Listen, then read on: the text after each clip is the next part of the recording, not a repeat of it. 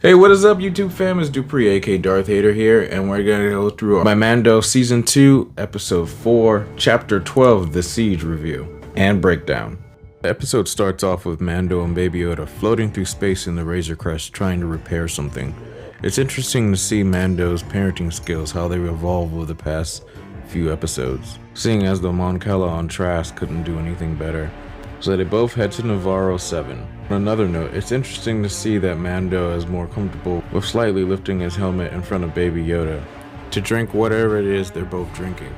Cutting back to Navarro, Cara Dune has taken up the mantle of Marshal in the new town, to which she stops some Aqualish thugs that had taken up the armorer's shop. I have no idea what this creature is that they're about to eat. Whatever it is in the concept art, it actually breathes fire. So when they pan down, you can clearly see that the Aqualish's face was burned by the creature. The Razor Crest eventually lands in Navarro to meet Cara Dune and Greef Karga. Mechanics are sent to work on the Razor Crest with one shady-looking Membanese alien. This species was first seen in Solo, a Star Wars story. This species can also be seen as one of the pilots in Star Wars squadrons. We see them all as they stroll through the town, which has been cleaned up ever since the Empire and Moff Gideon were defeated by the Mando. A statue of IG-11 is erected outside a familiar building. It's either a statue or his leftover body parts. The Imperial stronghold that the client once ran has now been turned into a school complete with protocol droid just like C-3PO, teaching students about planets and trade routes. Baby Yoda obviously isn't interested in learning anything about planets and or trade routes. The only thing he's interested in is eating something, which he sees a student next to him eating what can only be described as macaroons. Then he uses the Force to steal the kid's macaroons. Mythrol, played by Horatio Sands, is back. He's also in debt to Greef Karga for over 300 years. It's also noted that he can't see out of his left eye, kind of a small callback to Han Solo in Return of the Jedi, with carbonation sickness causing blindness. In return for fixing Mando's ship, Greef Karga and Cara Dune request that Mando help take out an Imperial base left over from Moff Gideon. Taking out the base would apparently free Navarro and re-establish trade routes. Once at the base, Mando flies up to the landing platform and takes out all of the troopers so that everybody can come up on the same level.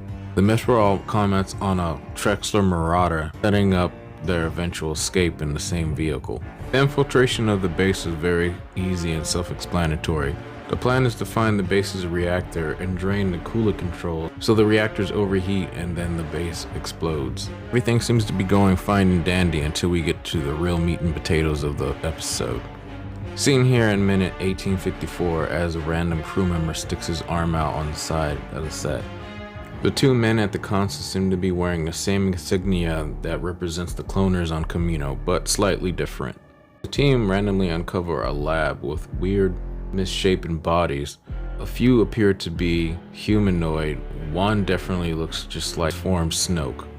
It even has the same crease in the top of his head just like Snoke does. So one would assume this is what the Empire was doing. Supreme Leader Snoke's theme can even be heard in the background. A hologram of Dr. Pershing can be seen that apologizes to Moff Gideon for his failed experiment involving the child and Strandcast, which are bioengineered organisms similar to Snoke.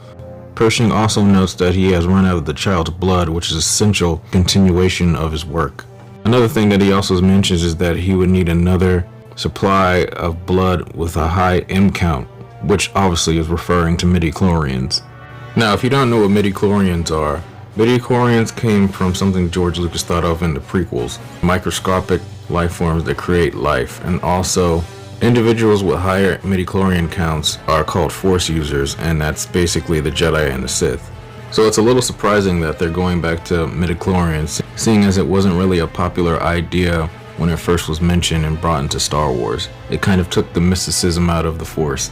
Fearing for Baby Yoda, Mando decides to go back and get him.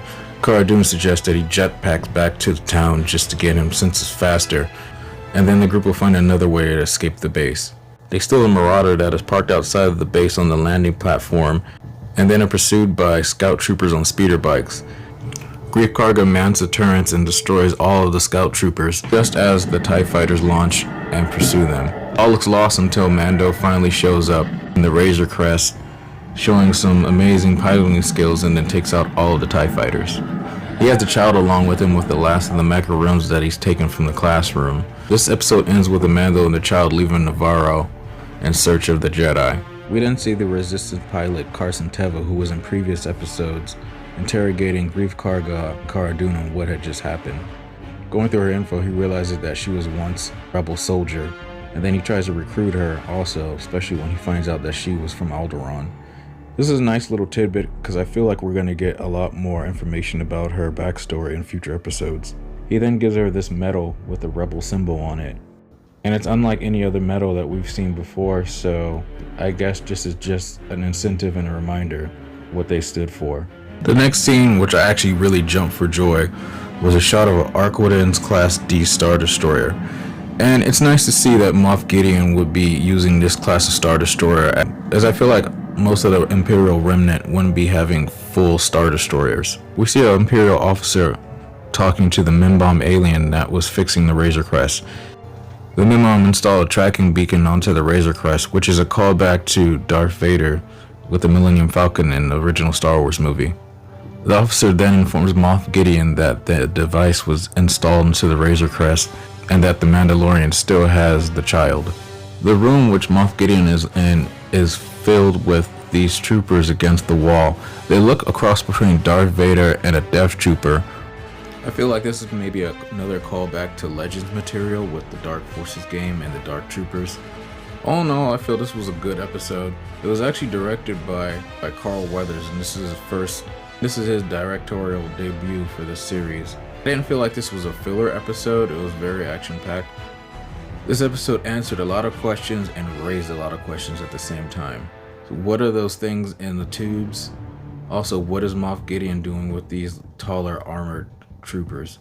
And are they Death Troopers or what? Thanks for watching, guys. Let me know what you guys thought about this episode in the comments down below. Let me know if you didn't like it. Let me know if you did like it. Let me know if you just thought it was some filler with like a little bit of action. Let me know what you thought about the possible Dark Troopers in this episode and the possible connections to Snoke.